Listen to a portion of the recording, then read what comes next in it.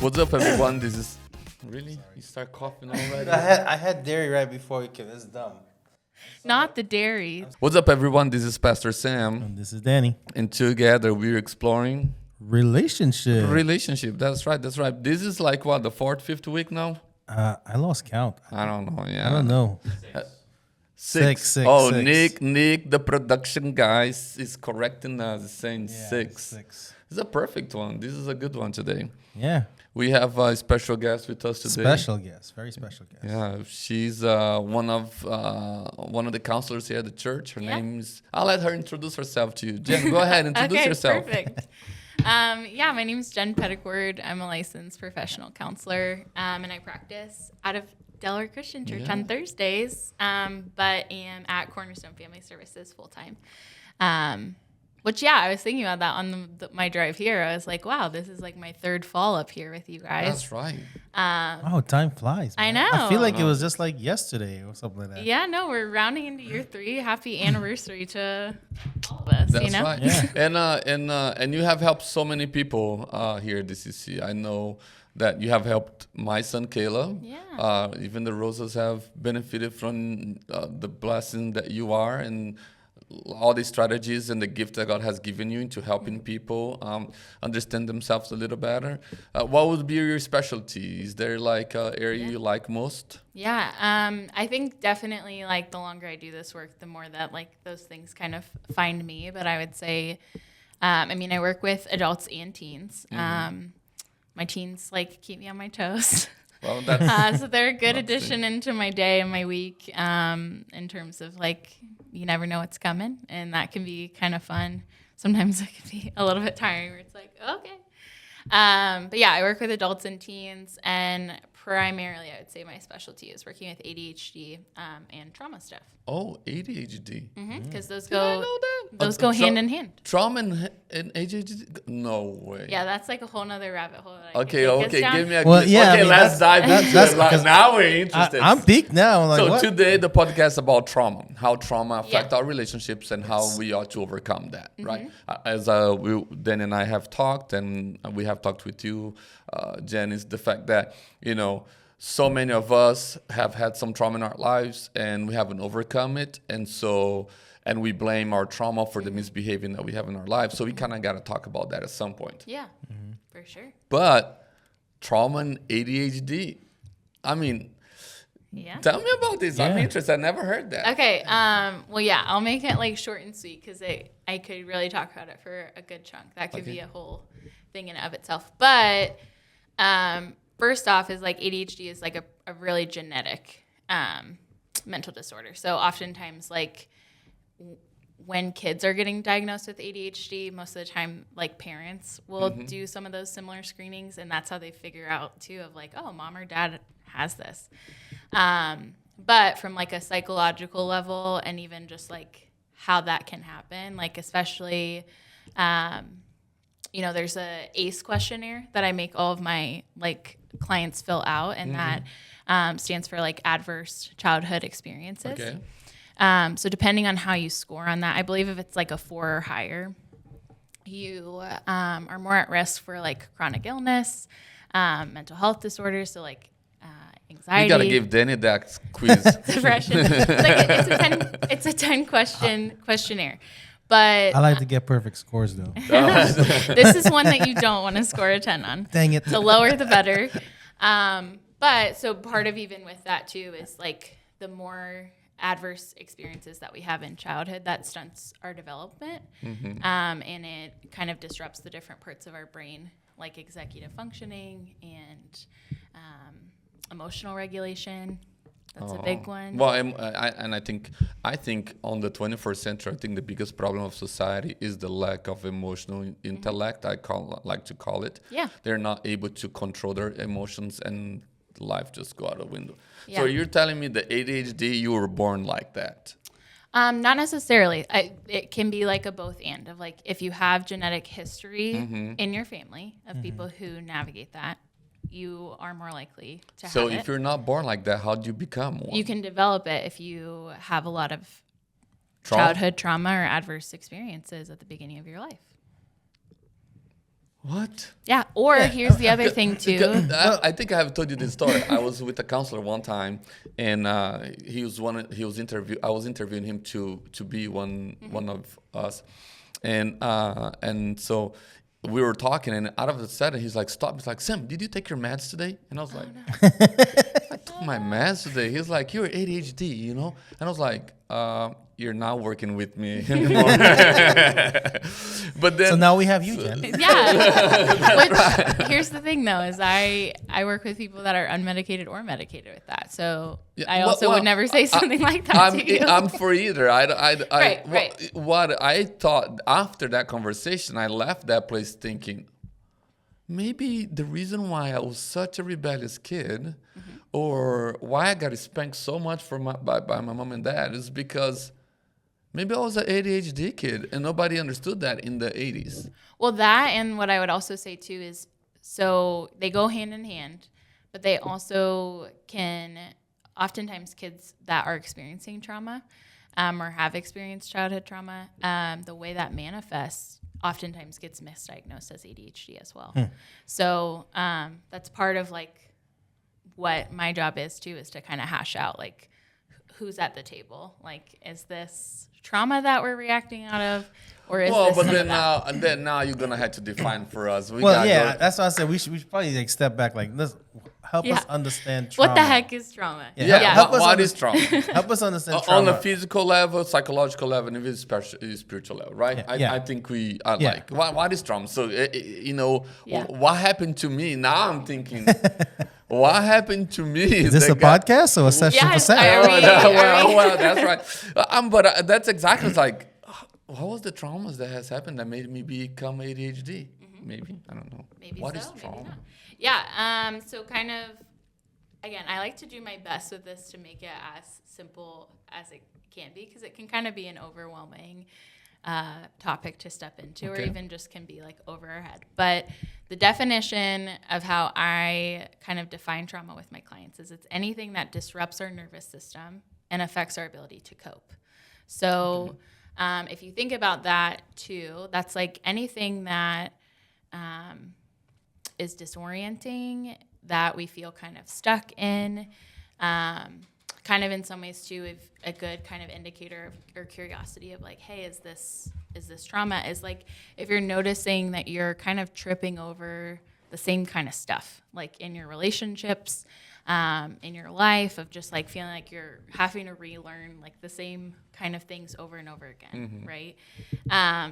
Another kind of way to look at it, and I think this is something that we've talked about too, of just even how oftentimes it can feel like emotions are just in our head. Okay. Trauma it's stored in our body. So it's both a mental and an emotional, but it's also, it can be a somatic, right? So somatic is just that word of like, we can have physical sensations to it. And so one of my like favorite kind of resources in the trauma world is Dr. Gabor Mate, and he kind of explains it too, is like trauma's not what happened to you. Okay. It's what happens inside of you. And so even how I like to branch off of that too is it's the story that experience kind of left with inside you, like the narrative or the story that was. So you create your own trauma? No. Meaning you create the narrative in your mind and in your heart. No, your brain does. Does automatically? Yeah. Because you talk about nervous system. I mean, I'm dummy, right? So as you're saying, I had to, because back in high school, nervous system was a complex, it was a whole body thing. It's a whole, like, you can't do nothing without the nervous system, right? So I Googled it here. Controls and coordinates an organism, actions, and sensory information. So it's like, so trauma really messes with the core of who you are. Yeah, I mean, it's mental, it's emotional, it's body, And that's the thing, though, too, is like when we think about emotional regulation, like we were talking about that, of like being able to identify your emotions and then also move through them. Part of what you're actively doing when you're doing that is your nervous system is trying to regulate you. So if you have a really dysregulated nervous system and you struggle with emotional regulation, that piece of kind of connecting mental, emotional, and body, like none of those are talking very well. but then the nervous system trying to recorrect things up. First, okay. I can take us there. How good is God? Yeah, no, I talk about this all the time. That's like crazy. Our body and our brain actually do hold like so much wisdom. On its own, without us ever. Yeah, like our nervous system, the primary function of it is to keep us safe. Obviously, sometimes that can come out wacky in terms of like maybe on the outside looking in, we're like, oh, that was a really weird reaction, or that felt counterintuitive. But yeah, God gave us a nervous system that like it's innate part of us is to keep us safe. And so that's where like trauma responses come in. So even if we think of like fight, flight, freeze, fawn, collapse, there's 5. Most of the time people just say fight or flight. There are 5 nervous system responses. Let's go back a little bit to what I said. So like is trauma is a story your body tells to you about what happens to you. More so think of it explain that to me. From like a core belief standpoint. Does that make sense? Of like that narration. Oh yeah, it's like the Inside Out. Yes. Oh my gosh, I was actually going to talk about this. Belief system. There you go. Yes. Okay. Wait, Danny. Let's break it down. But what do you mean? What do you mean? I don't understand. Like I thought that trauma was an event that happens to you, and the event left some. It can be some like residual because of what happened. Maybe you were. I don't know. I don't want to start naming stuff. I get that. That's probably good. Let's have Jenn name. Yeah, let's know. But something happened to you, and then you're like, and then the residual of that becomes like your trauma. So that's not it.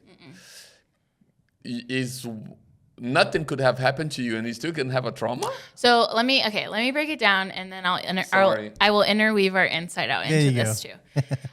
Okay, so there's also 2 categories of trauma, if that makes sense. So there's big T trauma, which is like if you think about trauma with a capital T, and that's what you are talking about, Sam, in terms of like these events or things. So like things that are considered big T trauma, and kind of even how I explain this is what societally we recognize as being traumatic. So that could be like natural disasters, which obviously is happening. That could be, experiencing the loss of a parent or a family member, like suddenly. That could be like things like car accidents, fires, some of those bigger experiences or events. Right. And so that's a big T trauma in the sense of that is a moment in time, an event that shapes us and leaves a narrative with us. Again, with those typically symptoms wise tend to manifest into PTSD kind of stuff in diagnosis if you have a lot of big T trauma. Okay. There's also so that's more events. Event-based kind of experiences. We can also have little T trauma. So trauma with like a lowercase t. And these tend to be really more emotionally based offenses. So even like attachment stuff, right? Of like having a parent that was either neglectful or abusive, bullying sometimes. These are kind of these emotional happenings that are more chronic and repeated. So we can kind of have little T traumas like stack up on top of each other. It's like a cumulative effect. Yeah.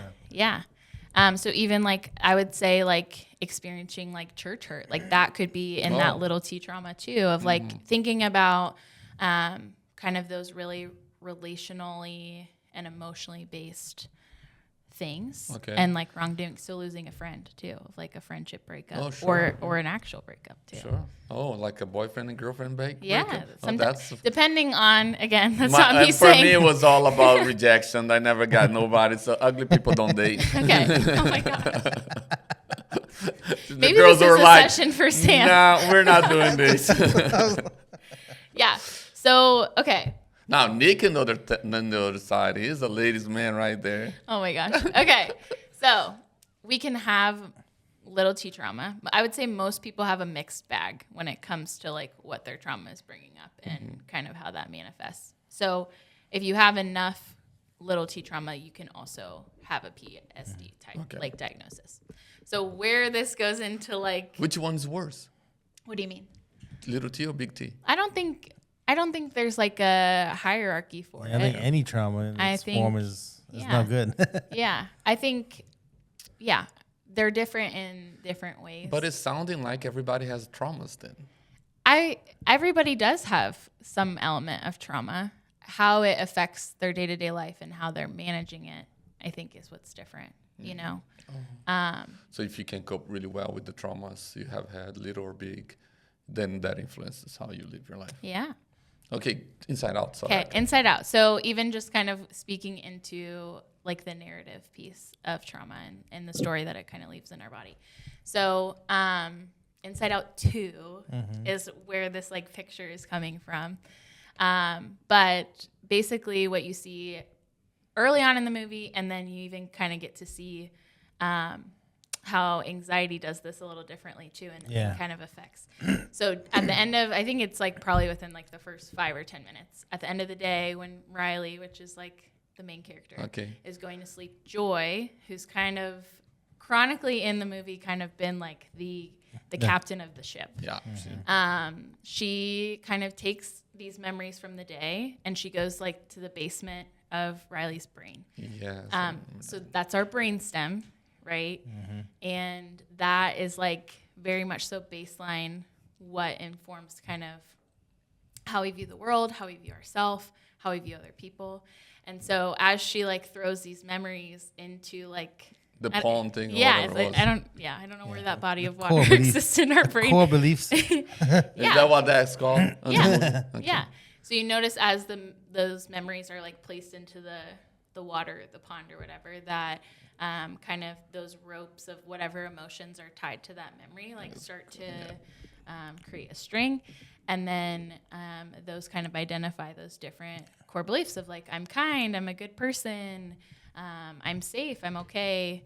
And then as the movie kind of shifts and anxiety has its takeover, right, then we start to get more of a mixed bag in there. And even at some points, like those core beliefs are primarily negative. Like they're not really positive. So like, I'm not okay, I'm not a good person.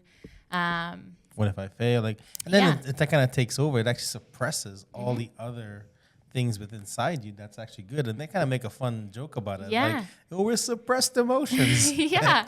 You know, it's like it's such a cool. Yeah. It's like on the surface, it's a funny movie, but it has a much deeper meaning if you kind of look behind and see what's actually happening. Like, I mean, I applaud the type of time that goes into kind of making that and coming up with that. It's so like if you could see inside what's happening, that's a pretty good indicator. It is a really pretty good indicator of that. And so even if we like take that picture and think about, so this is the other thing is like kind of in the center of Riley's brain is like those core beliefs kind of create that statue, which is like their sense of self. And so how we talk to ourselves matters, and like those core beliefs matter, and how we like show up. I kind of slept in that movie when I was watching it. But if I remember right, that's your homework, Sam. You got to get back in there. I should have. I'll watch it. I'll rewatch it. Okay. We went to whatever. It was I'm not very good with movies. That's okay. Okay, but if I remember right, there was one time that anxiety goes in there, picks up the tree thing, and throws it away or breaks it or something. Yeah. Is that, remember that? Well, so you're saying that there can be a moment in your life where who you thought you was could be completely destroyed, and all the things that you thought about yourself could be completely destroyed by, in the movie, anxiety. Like, it can be warped, right? In terms of like it kind of, if we think about how Riley shows up in the beginning of the movie when Joy's kind of on the stand, like her sense of self is like, she's confident. She's like able to like put herself out there. Even if she does something awkward, she can kind of rebound.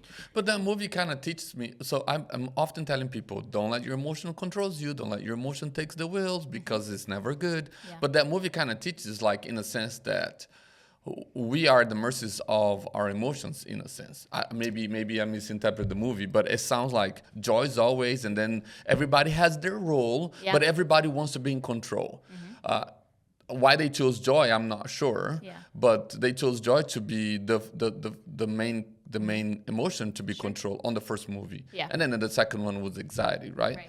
And maybe they tried to say that the unbalance between joy and anxiety, the fight to take over becomes a problem for you.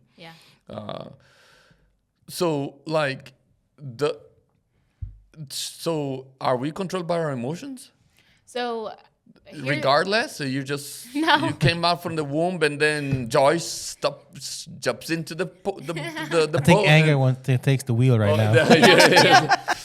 I do joke or different people have different like emotions that controls you, like you know,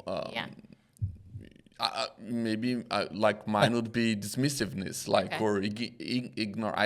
You know, my therapy here time.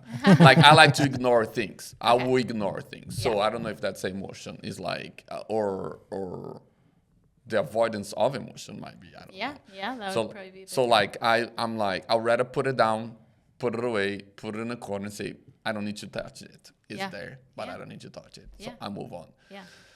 Then he has shared in the past that he's like no, go ahead. He's like that he struggled with anger. He just said anger, that. anger. I can meet you in that. Like if we're talking like Enneagram too, like I'm an 8, so anger's like pretty accessible for me as well.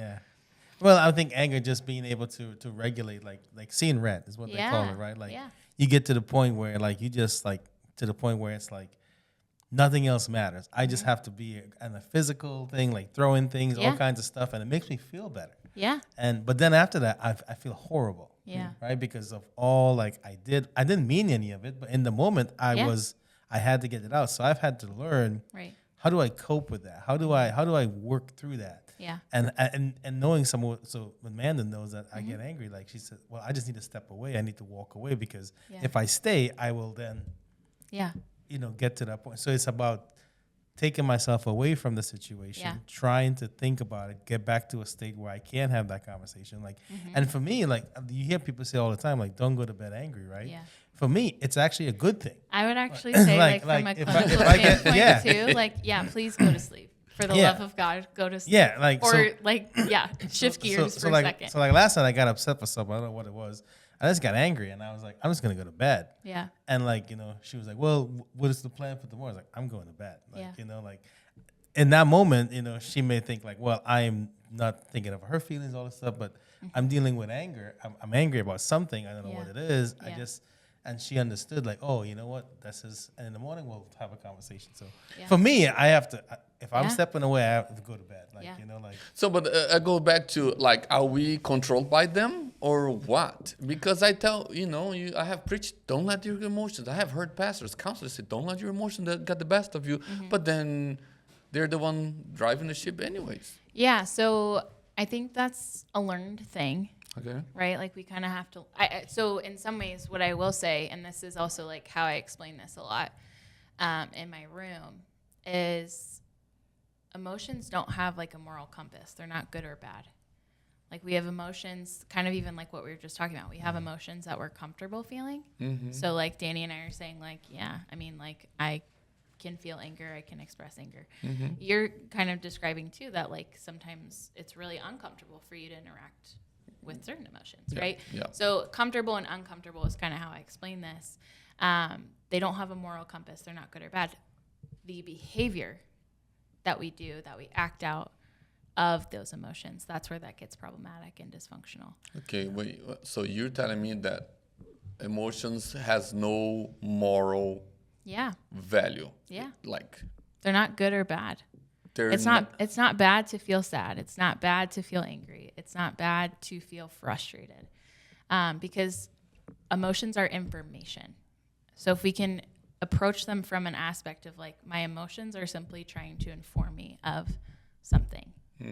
That's a really different game plan, right? Well, I think that's liberating for many people. Yeah, because like for example, that situation last night, like something was triggering me. Like, why am I getting upset? Like, I couldn't control what it was, but so my response was, just angry. Right. Like, and that was anyone in my path. Yeah. Has nothing to do with the person. It's Right. just that I'm upset about something. Right. I can't figure out why I'm upset because. Yeah. But I just like, so yeah, I think you're right. I think when we think about it that way, it is kind of freeing in a sense to know that, you know, someone who's always angry to don't feel like they're a bad person. Right. Because, hey, there's just something that I just need to work through, or something, maybe a little T that has built up, or a major T that I'm ignoring that I need to kind of navigate and walk through so I can get to the other side and say, hey, you know what? I've worked through that, and it's not, I'm no longer angry about it. I can now address it and deal with it. Yeah. Yeah, because, and again, it's similarly, like, I love that we brought up Inside Out, too, because I think this, like, gives such a visual to people, because it is so abstract, right? Of just like, wait, what the heck? And it kind of is flipping it on the head. But even if we think about how all of the memories have different colors to them. Yeah, like, we need that a part of life, to have different emotional experiences, right? And it's so true, because you can go back to like a memory that you have from like a childhood. Like, why do we remember everything but certain things we do? Because our mind, part of our personality, part of how we operate, how we cope, stems from that. Yeah. Like, it's something that happened to us that has now grown in a sense. Right. And we just that's why we remember it. So Yeah. sometimes you have to work through something. Yeah, but look. I'm like, Danny and I are speaking we're vibing. Sometimes, there are things you remember when you're young that is not true. Right. Your memories remember things that are not true about yours. Sure. You tell yourself a story that is not true about yourself. Right. And your emotions kind of drives your future based on that. So for me, it creates a big problem. I'm just talking about as humans. Like, I mean, we all do this. We all have recollection of what happened to us that is not true. I have come to grips with myself about trying to reconcile the fact that I have lied for myself for a long, long time, and I got to stop doing that, right? But because I remember these or I remember that, and that remembers once you sit down and you think about it, you're like, I don't think that happened to me. Yeah, which I think that's even like in trauma work, we get so stuck on that, right? But it's more so if you think about too, so like the narration or like the story behind that, right? There's probably like a need there that is not getting met, right? Like if we think about from an emotional standpoint. Sure. So let's say, let's say maybe you want a dad. Okay, you can somewhat use my story. You want a dad who'd be home and be more of a companion. Sure. Not friends, but I think one of the traumas I had was the fact that my dad's a pastor. Yeah. He was never home. Yeah. Right. So he was always serving other people, never serving us at home. Yeah. So maybe in some sense you remember kind of this interaction or something like that where you're like, oh my gosh, dad didn't show up for me. That's and right. That hurt. That's right. Mm-hmm. You might remember it through the context of like, he just didn't care. Rejection. Or he forgot about this, like, I feel rejected, I forgot. And let's say like dad has a completely different context of like, no, I was on my way, I was running late, like I got stopped by someone as I was walking out the door, like, I don't know, I missed your basketball game, but my intent and my desire was to like show up for you, right? So that's like further context. Like we can still approach that and validate that from a trauma standpoint without necessarily having to get into the nitty gritty of did that actually happen or not. Does that make sense? Because the fact that it hurt and that it stuck with you is more so speaking into, okay, I felt rejected, right? Or in that moment, I felt like I wasn't getting what I needed. So you're not even trying to fix the narrative. You're just...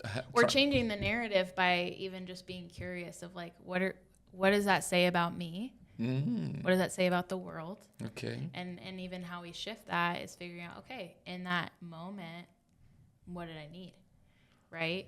And so even kind of that in trauma work, it's kind of this idea of, I mean, we're talking about a parenting scenario. Sure. Yeah. This is an idea in our practice that happens a lot in my work with people is the idea of reparenting ourselves, right? So again, if we think about Inside Out, kind of all these different parts, like we have younger parts to us, right? Like we don't just hit the age of 40 and our 12-year-old self is like nowhere to be found, right? Oftentimes too, those are the parts that are reacting, right? Are Whoa, you younger? wait. Could you be stuck in that state? Yes, trauma stunts you in your development. So like you may be at 25 years, but you really function as a 16-year-old because you went through a traumatic experience when you were 16. You haven't been able to move past that. Right. So how do we navigate that? How do we recognize that? Yeah. I think This is getting too deep. No, I love this. No. I'm like, Deep. woo! no, this is good. because I was getting a haircut one time and Yeah. and this came up when this guy and I were talking about it, and he was just sharing with me, and he was like, yeah, people get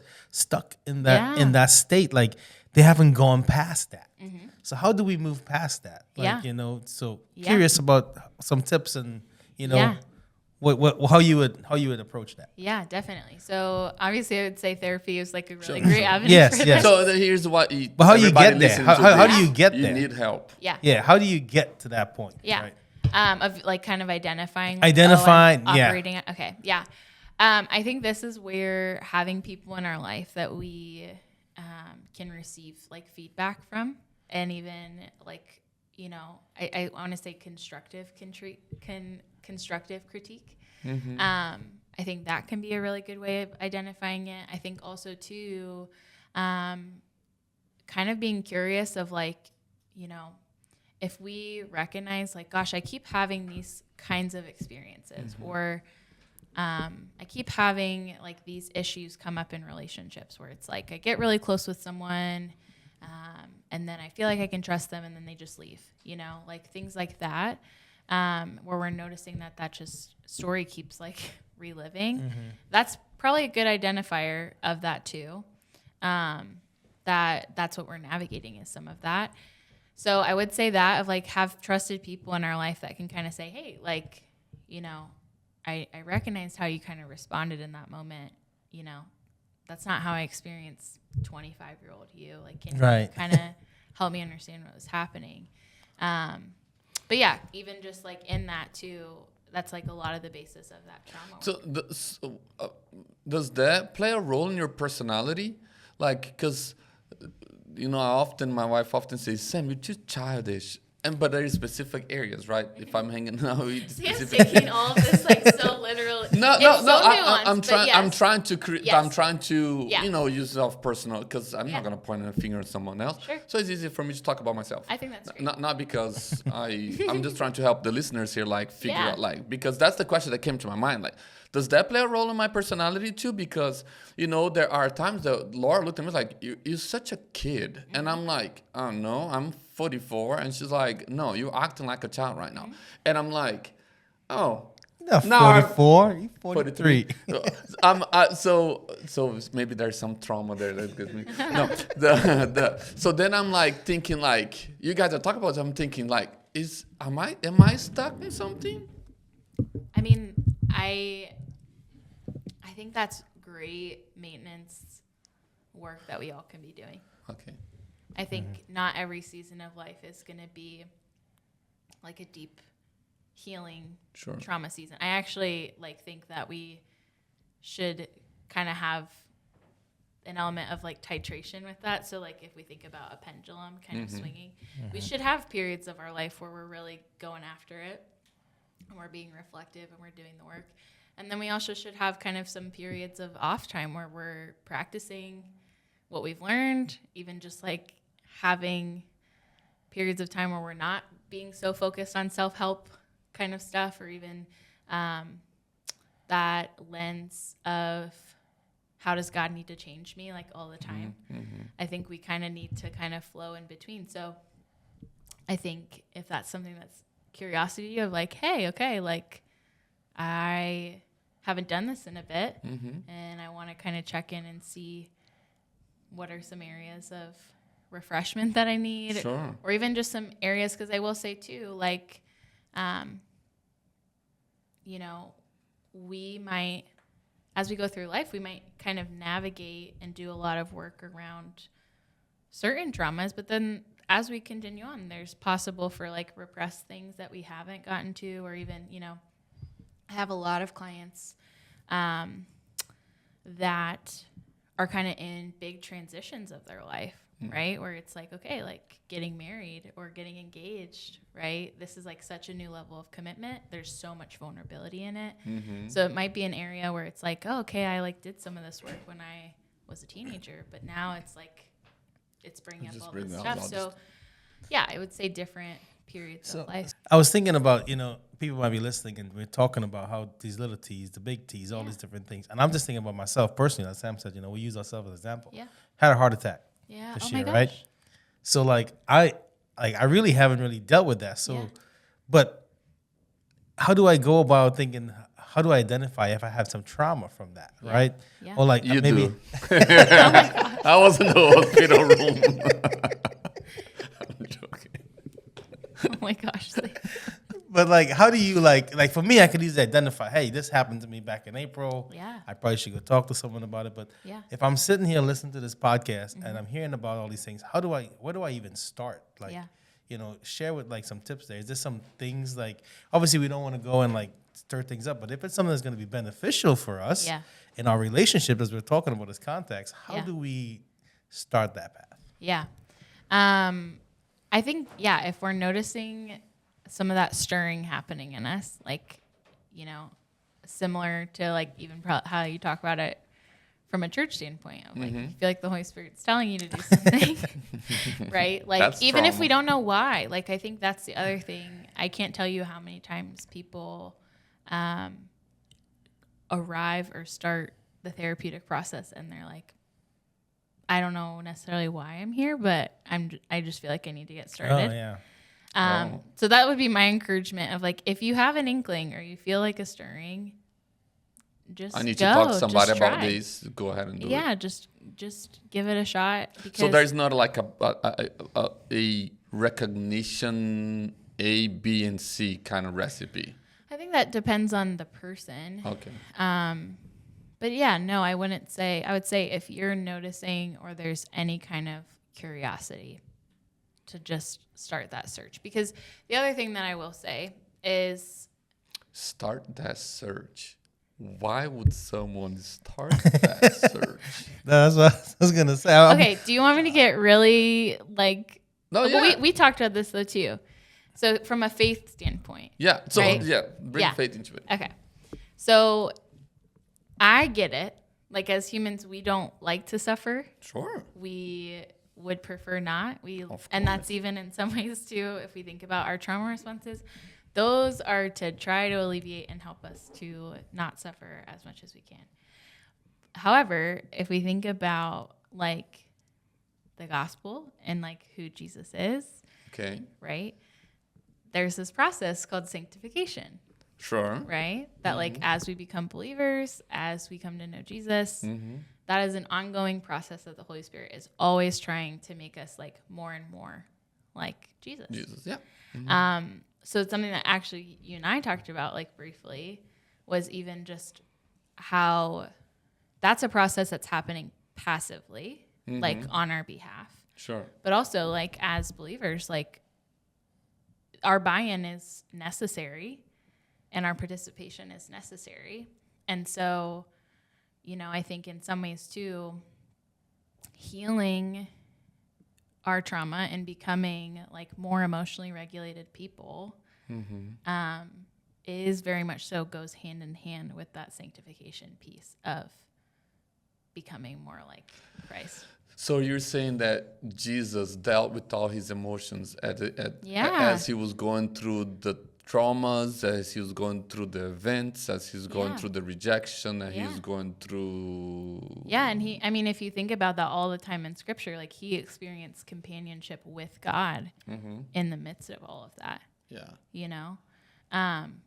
So yeah, God gave us our emotions. So you're saying that healing from trauma, the pursuit of healing from trauma, has a great place into the sanctification of the individual. Yeah, 1,000%. And I can even like back that from like a science clinical standpoint. Okay, get nerdy. Okay. I I do get nerdy a lot. Okay, I don't know how long we're in here, but this is I'm fascinated right now. Yeah, this is interesting. Like. Well, and that was my hope, right? Of like, again, I think this can be a really daunting, overwhelming, even like polarizing kind of thing to tap into. And so my hope and my like goal for today was for one, this to be empowering. Sure. And also in some ways to explain it in a way that feels more approachable of like, okay, I can lean into this. Okay. So from a science standpoint, that even kind of backs this idea of like sanctification. Okay. It's called epigenetics. You can look at it. It's been researched a ton. Epigenetics. And so this is a concept that basically on our genes, like on our genetics, we can carry trauma from multiple generations. So similar, like we have plaque on our teeth. Wait. No, like what? So you're saying... Yeah. On our genes, similar to like plaque on our teeth, trauma can be carried in our genetics. So think about this even from a biblical standpoint. When it's generational curses. Well, I understand. Okay, we're gonna have the debate. So I just explained this to someone the other day. Yeah. So I'm okay with it. I'm here to learn too. So, but what you said I was like, well, I just said something to somebody, teaching someone about generational curse the other day, meaning like. For me, generational curse, especially in the Old Testament, in my perspective, what I've been taught, what I have read, and the narrative that I tell is that you learn the behaviors from your parents. Totally. So you name it. If your dad cusses at home, most likely the generational curse will be your kid's gonna be cussing, and if your kids cuss, the next 4 generations will be cussing. If you're an addict of some sort, I think that can carry on by learning behavior. So I have said that many times that the generational curse has been, it is like a learning behavior. Your environment teach you those things. Yeah. But you're saying DNA absorb that. And so even what you're kind of saying off of that, right? So if trauma is stored in our body, okay, the other thing about trauma is when it is not resolved, it looks to repeat itself. So if it's on our genes, that's why you can also see, like kind of what you're naming with like addiction. That's why you can see families of like lineage after lineage, that struggle with that. So it's not only behavior, it's actually genetic. Our genetics play a part into like what we're looking, like our body is looking in some ways when we don't resolve it or our family doesn't resolve these things. That trauma is looking to like recreate. So again, even if we think about why am I dating all these people that are like this? We want, like our body wants to go with what's familiar.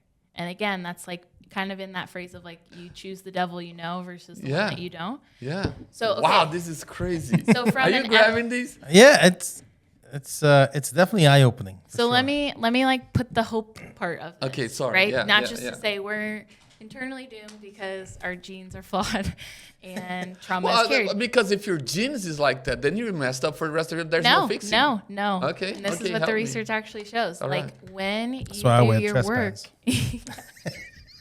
When you do the work, and when I say the work, that's like therapy, that's formational prayer, that's whatever. We're spiritual doing formation with with counseling and help. Okay. So anytime that we're doing that work, so we're really trying to like shift our mode of like how we show up, how we function. When you are doing that, you quite literally are changing your genes and your lineage. Like as you heal as a person. Shut up! I don't believe these. That's crazy. Yeah, that's what that talks about. Really? Yeah. So I think from a buy-in standpoint. Yeah. Right. Of like, why would I open this up? Why the heck would I be curious or explore? That's a huge research-based thing that shows that it's like, okay, well, that's how you know, in family systems, it's called like a transitional character. But that's how you. So even though I can cope with my trauma, I've done it. It's best for me to deal with it so I can help. Yeah. Not just myself, because I might be thinking I'm actually helping because I'm coping, but I'm really not. Right. Because I'm just continuing by not resolving, by not working through. Right. I'm contributing to ongoing. Yeah. You're messing with me, Jen. I'm sorry. It's good. I just created a sermon. We're starting here. We're probably giving this up. We started a sermon series in November on identity. We call it Refine. And so I just put a sermon together, just finished yesterday. This is for November still, so I might add it a little. Okay. The question was, who am I? Right? And so who am I most likely is defined by us without thinking about faith.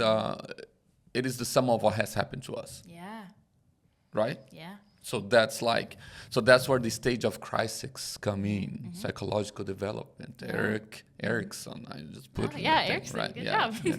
Adjustment disorder, gender dysphoria, quarter life crisis, right? Midlife crisis, and professional crisis. All this crisis comes to us because we're telling ourselves this narrative that comes because who we believe we are. But if Jenn plays a part on that, then I am really that, though. No, so like more so in the sense of like you're more predisposed. Okay. Does that make sense? Yeah. And I think in some ways too, like again, speaking out of a trauma standpoint, but just life, like that's even kind of in some ways, if you want to think of it through the lens of like strongholds, like. Yeah. That, so. My point on that sermon is to say, no, you have been given a divine identity. Right. Well, not given you're not divine. Like the divine has given you a identity. Right. There's an essence about who you are that tells who you are and ground you into purpose. Yeah. And that's God and for Him, by Him, through Him, and for Him. Yeah. So I love that. I like that. And so our I'm still trying to I got to read something on this. How does our sinful nature genetic change because of sin and God's sanctification and identity given by God, how we were created, how all comes together? Yeah, well, I think in some ways too, learning how to be on our own team. I do think there's an element sometimes where, like, yes, that's true that we're flawed and we're sinful, right? Like that is biblically true. True, yeah. But also like learning how to be on our own team a little bit of like, how can I, like not be my own worst critic? How can I, because I think that's a huge part of it too, of like learning how to facilitate some of that self-compassion, like kind of what you were saying, like from that information standpoint, like that dismantles kind of this thought of like, I'm just a bad person or I'm just so messed up, right? So I'd say that of like, can we learn how to have some self-compassion? Can we even like draw toward like how God views us? Because he's not seeing us struggle emotionally or navigating through these traumas, like what the heck, like get it together, right? But more so like, hey, like I want to be in this with you and I want to even like help rewrite that's your powerful. core beliefs, right? And that happens all the time in my room, which is like part of like why I love this job so much. Because I think, yes, on our own might, we can't just like do that, right? Of like just shift and change the page of like, I have purpose now, or this is how, like that's really hard to just do like mentally. But I would say one, like, can we lean into some self-compassion a little bit? Well, what you're talking about is the difference between getting by and thriving. Yeah. Right? Like I can get by, but Yeah. we're really made, we talk about a series, Right. we're made to thrive. Right. And we're settling for not doing that by not dealing with and approaching the things that have held us back or caused us to kind of question, because there's a lot of negative talk that happens to ourselves. I think that's the first indicator there's some trauma, right? When you have some negative talk, I think that can be like, okay, where is this coming from? Yeah. Why am I telling myself something that ultimately I don't believe is true. Right. But I'm buying into that. I'm giving license to that. And now I'm driving that car. Right. And I'm in this bus and I'm like, no, I'm going to a bus now. Because I've got all these baggage that I'm carrying with me and I'm not dealing with it. I'm not getting things off. I'm not dropping things off. I'm not letting things off the bus. Right. I'm just maintaining down the road and it's no good. And I think what you're talking about is very important because, trauma, when we go through it, yes, it is something that's bad has happened to us, but it doesn't have to define us, right? Totally. And I think a lot of times we feel like we're defined by that trauma. So maybe talk about that a little bit because I think it's important people to know, like, that's something that happened to you. It's not who you are. Yeah, and it doesn't have to dictate like your future and your trajectory, And I can even like share a little bit about this too, since you guys are being wonderful and open. But no, like if I'm being really honest, like part of why I even got into this field is because, I did ministry for a really long time. I'm a person who has my own bus of baggage at times, right? And really in the midst of like doing full-time ministry, like really did a lot of deep dive in counseling work too, and saw how that shifted and how that like benefited.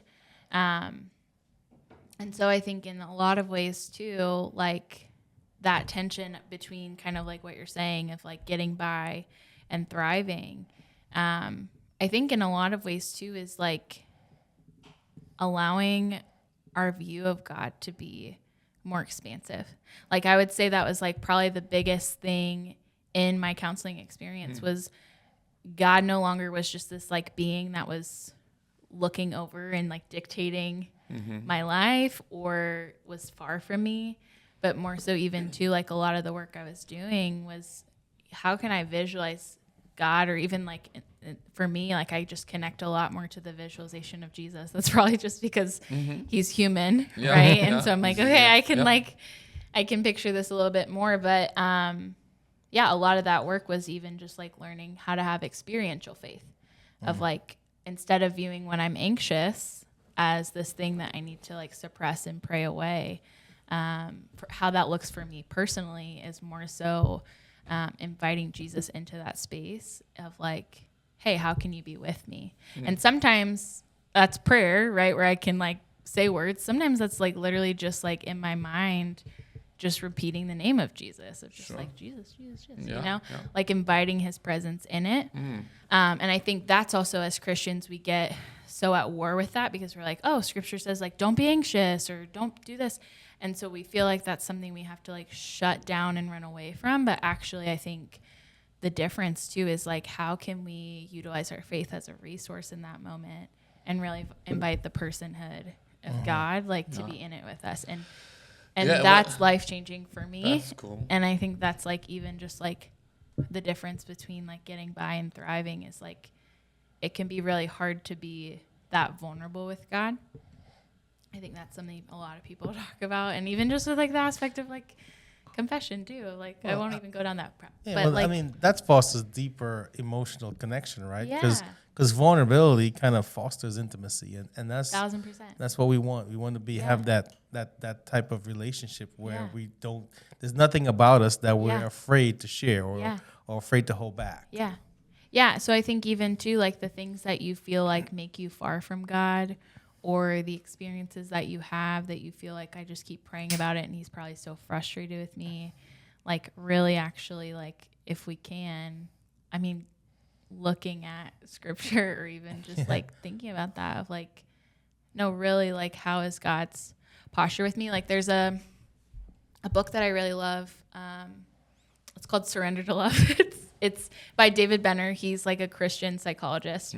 I give crap on it all the time because it's a really cheesy title and it's like Surrender to Love. Like, whoa, okay, this is sounds like a song title. Yeah, but the whole book like talks about kind of the difference between obedience and surrender, and it's really beautiful. But in the like very first page, it talks about how like the question that he asks is like, what do you think God thinks about when he thinks about you? And it kind of invites like that moment of reflection. Yeah. And he talks about a messed up kid down there. Think I need to have some trauma response. Think I have some. It's like, that's a messed up kid down there. Yeah, we need to do something with him. And that's what he talks about. But he's like, God's bias toward us, it's persistent, it's positive, and it is like compassionate toward us.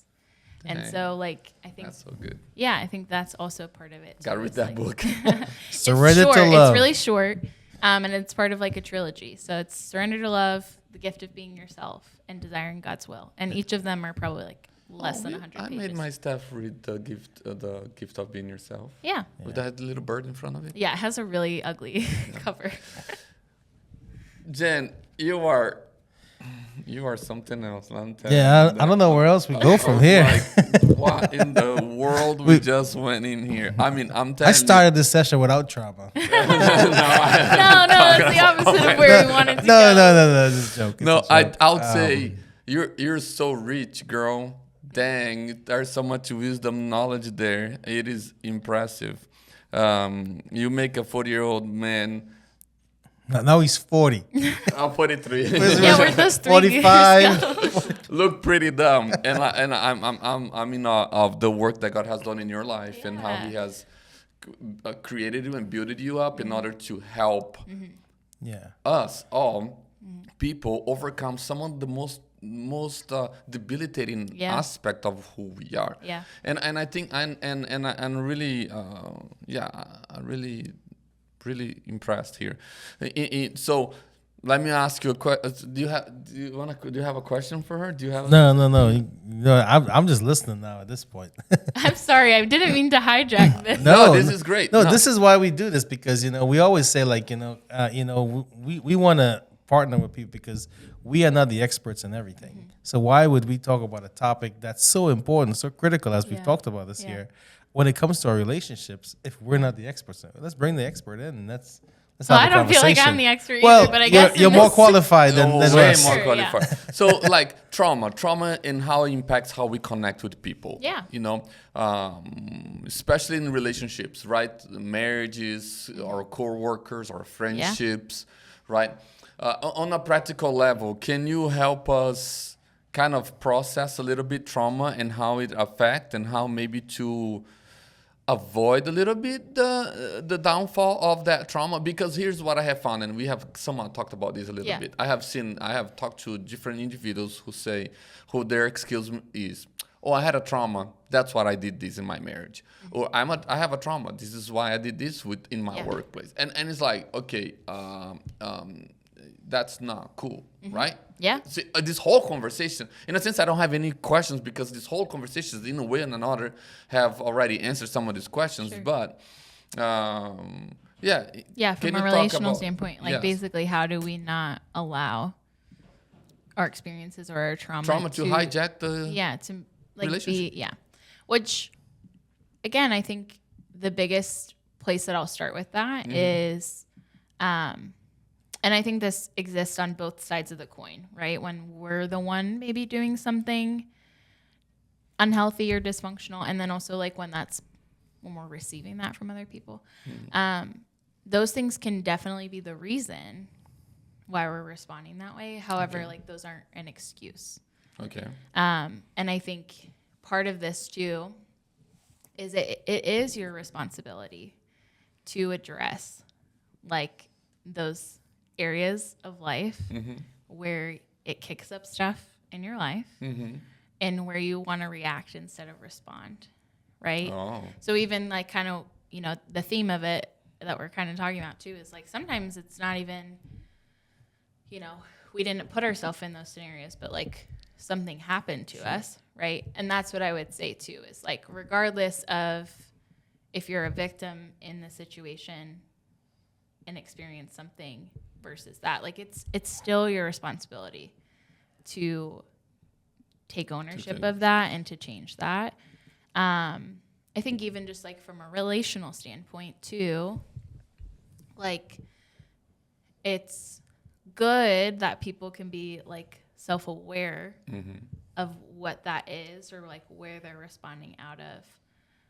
However, like I said, like it doesn't give us a free pass to just continue in that dysfunction because in the long run you're inflicting harm on other people. That's exactly and I think a lot of times we see that, right? We see people. You said give someone a pass. We're like, well, you're going through that, so I'll give you a pass for that. But then we can become conditioned to that, right? And that's not okay because while that might be okay at a certain point, there has to be personal development, healing that happens, so that way that no longer becomes someone that you kind of a piece of you that you say that's just who I am. Yeah. Because you're really not.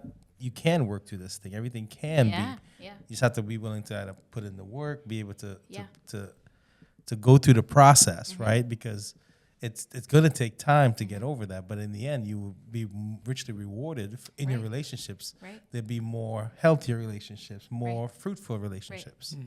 And I think the other thing too, like this is, I heard this recently, and I feel like this is kind of like rocked my world a little bit, because I think we want to give people the benefit of the doubt, right? We want to be gracious. Sure. We want to be compassionate. But the quote that I heard was how compassion is soft, but it doesn't fold, right? So there's structure to compassion. There's boundaries to compassion. Like it is kind, it is tender, but it doesn't just like bend over backwards to accommodate to people. Yes. It doesn't make us a doormat, right? Yes. And so that's the other thing that I would say is like, you know, having... of like, you're going through something, given a pass, like, yes, like be compassionate. But if we're noticing that it's like, okay, like this keeps happening and I keep just giving you the benefit of the doubt of like, life is hard or this is what's happening. Like that's kind of enabling for that process or that response to continue. And like actually truly being compassionate, like is being tender to that. Sure. But also like having some accountability to it too, in terms of saying like, hey, like this is what I will allow and tolerate, and this is like what's not okay. Maybe here's where maybe we're turning to the end of these, because I think you get into the part that I think we should end in, you know, as we're walking there, is healing. Yeah. Mm-hmm. Healing, rebuilding trust. You talk about hope earlier, like here's what the hope is, you know, and I kind of cut you, didn't let you finish the hope part there. But where's the hope on the trauma conversation? Where's the healing? Where's the healing? How can we rebuild the trust of those who have given us the past for the last 10 years, and we are blaming the trauma, and they're now looking at you, says like, you know what? I don't trust you no more, because now you're just taking advantage of me. Where's the hope? Where's the healing? How can we rebuild trust? Yeah, I think there's a lot of nuance to that, obviously. Sure. But yeah.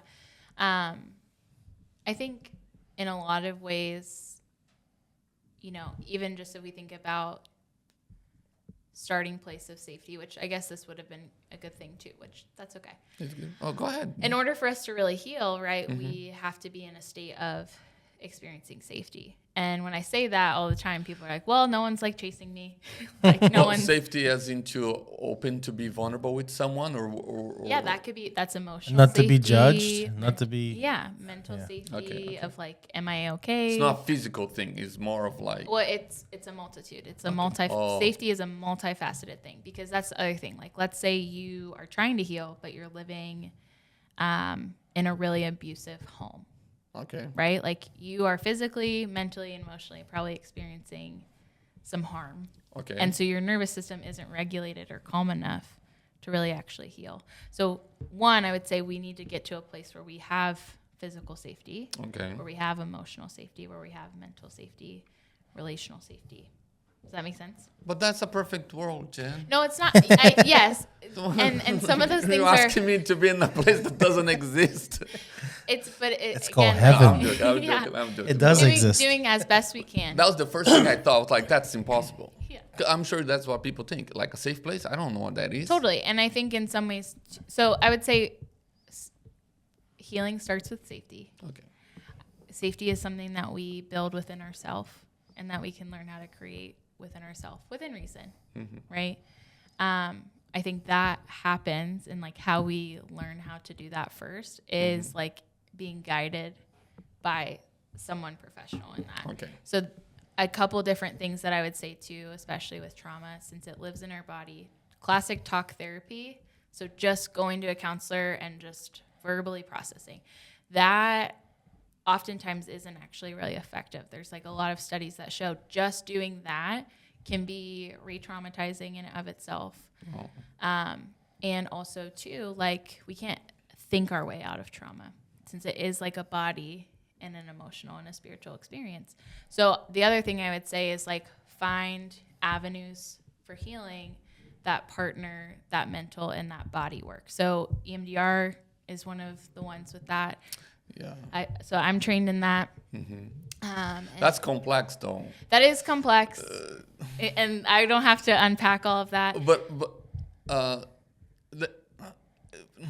what I know is that makes people go transcendent. Transcendent. What is like? Yeah, kind of being in the present and also in the past. Yes. Yeah, Like, there are elements to that too, okay. which that experience looks different for everybody. But that is kind of that process where we're identifying our core beliefs, we're pulling up those memories, and then reliving them. We're creating in safe many ways. activation enough for them to kind of re-experience it. That's what So that, again, we're using Inside Out a lot, so that our brain can put them in the stacks, right? Sure. So kind of file them away. So you can go back through this therapy. You can go back and reshape those memories, who's put it back into the thing. Mm-hmm. Is that what you're saying? You can. So this is the other thing I think too, like from a faith standpoint, where this gets me excited. It's like God can remember, right? So for remember our memories. Okay. So we remember them differently. He knows the true story. Yeah. And he can put the true story back into your mind and in your heart. Yeah, God remembers us all the time. That is puts crazy. Us back together. So I would say finding, again, therapeutic things that help connect the mind and the body. So EMDR would be one of those. Somatic experiencing is another like therapeutic practice. That's really kind of looking at like body sensations and helping ourselves like move through those. Another one that's like, all of these you can integrate your faith into it, and finding practitioners and clinicians that do that. Okay. But the other one would also be like formational prayer. So I don't know if you guys are familiar with like Healing Care Ministries. They're based in like Ashland, Ohio. Yeah. That would be another like avenue that I would say of like ways that you can kind of. Well, basically, there are, if I remember right, or if I have it right, they are pre-written prayers that helps you. Is that what you're talking about? That part you're talking about? Some of it is. A lot of it is like kind of doing some like prayer visualization stuff of like even like through prayer, like kind of onward then. Yeah, so kind of picturing yourself in the memory, and even just like inviting Jesus into that of like, can we picture Jesus being in this like really hard thing with us, and how does he respond? What is he kind of sharing with us? Like more of those experiential things. So like, look, back in the day, I feel rejected by my dad, and so in this prayer, I'll imagine Jesus with me and my rejection, and how was Jesus acting within that. And even just like I've done this a lot in my own counseling. I've done EMDR a lot as a client, and I've also like the person that I worked with was also certified in like formational prayer. Okay. And so like a lot of times kind of just being in these kind of prayer meditations, and it was really interesting even too, like just in the midst of doing that, like how like the Holy Spirit would just bring up different things that I had forgotten or that I like needed to know about like my lived experience, and how he kind of met me in that. So yeah, that's cool. I mean, this is cool stuff. This is deep stuff right here. I'm afraid. I'm getting uncomfortable. I am anxious. My heart's pounding, and my mind Joy is no longer up there. No. And my Anxiety. mind is like, you need this. You need, Yeah, and I definitely like want to speak to that too. Of just like, I know it probably like my passion for this, and even like excitement probably feels like at some ways probably hard to receive or like well, just in terms of like if we're noticing it stirring, it could be like, why is this chick like so jacked about this? But I think it is because it's like I'm in the same boat as everybody, in the sense of like, I remember sitting in so many therapy sessions and joking with my therapist and being like, you are ruining my life. You are literally ruining my life, because it is just making me confront these things. And so like, I'm human in it too, of like, this is not necessarily the funnest thing. Sure. And but it's the healthiest thing. It is the healthiest thing. And the thing that will get you to be closer to what God has intended for you. Yeah. And like actually really experiencing like freedom. Like, I know you guys probably talk about that all the time in church. Yeah. Like that's something that we want and we desire as Christians. You want to be free? Go face your traumas. Yeah. I would say that. I would. I'll be slave for the rest of my life.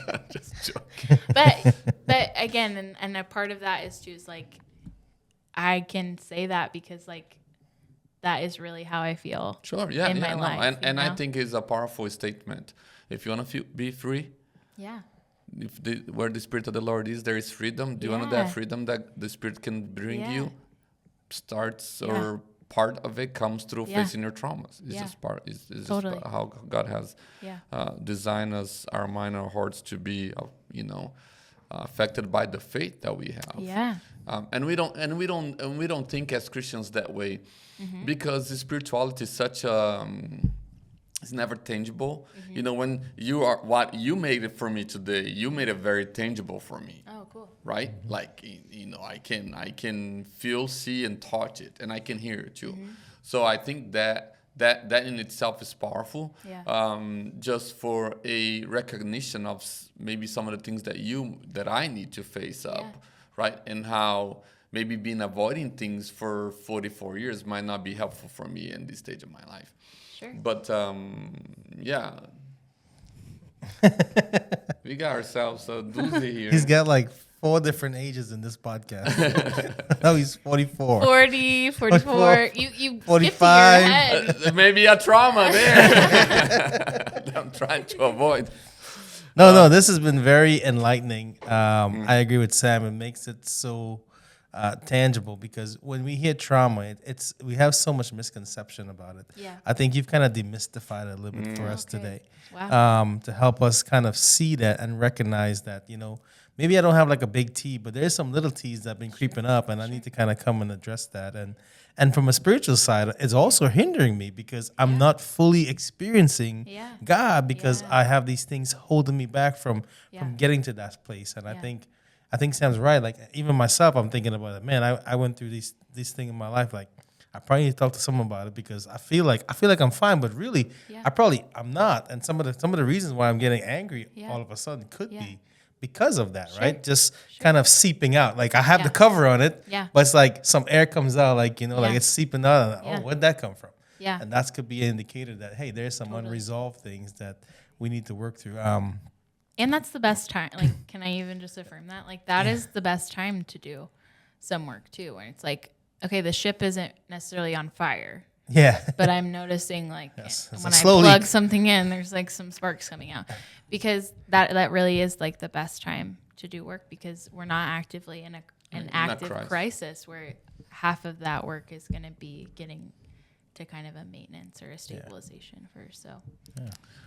Jenn, this has been amazing. It's been really good. We should do this with you like 3 or 4 more times. I was just thinking, maybe we should go to a therapy session. I was thinking, like, this is like, for so many people, I think this would be a really great podcast, along with the other ones too as well. And I think there's gonna be like, man, like, I want more, because I feel like there's so much we have. Don't think we've scratched the surface yet, right? We talked a lot about some good things. I think there's a good education about what trauma is, how it can be, and then some deep things that we talked about. But I think that this is something that a lot of people would benefit from. Myself personally, speaking from my own self. And I can even, like, you know, for people that are like, one, I would love to do this again. This is actually really fun for me. Yeah, that's good.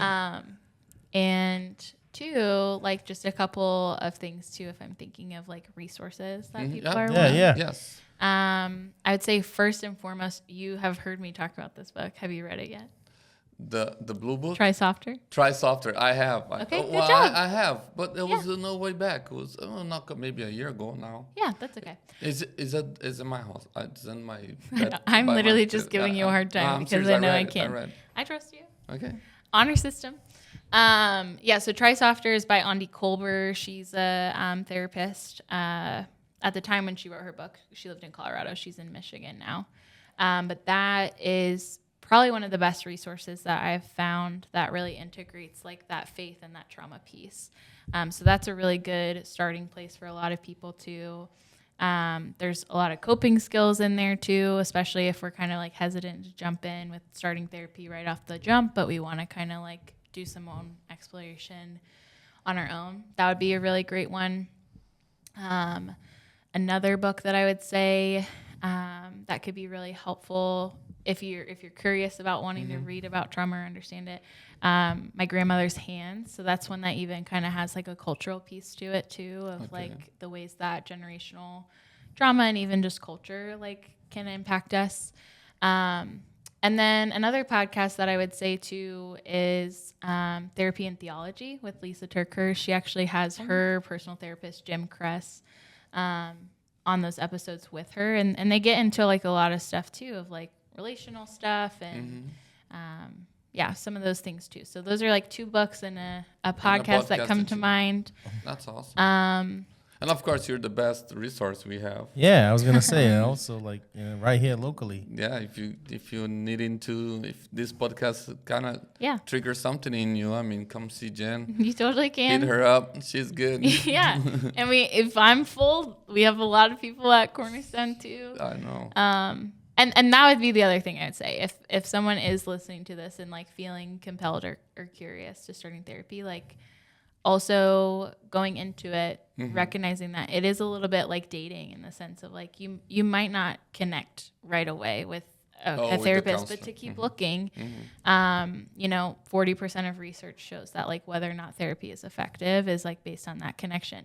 And so that would be the other thing of like, meet with someone a couple times, go to like 3 or 4 sessions, get a feel if like this is clicking or if Nick, it's not. you taking these notes for dating? It's like therapy. No, but you know what I mean. Of just like I think sometimes too, it can be such a vulnerable moment of courage to even just like book the appointment, and so it can be really like deflating and discouraging if you go and you're like, oh man. So for the first time, don't write the person off. Just give it a little time. Give it a little bit of feel, and then if you're also like, it's really hard to talk to this person, or like we do not connect at all, or even if you're just like they're kind of weird, like that's okay, that's human, but like to kind of keep looking for that too, Well, Jenn, thank you so much. It's pretty awesome. Thank you. You're pretty good. A lot of wisdom today, a lot of wisdom being shared. Thanks for having me, guys.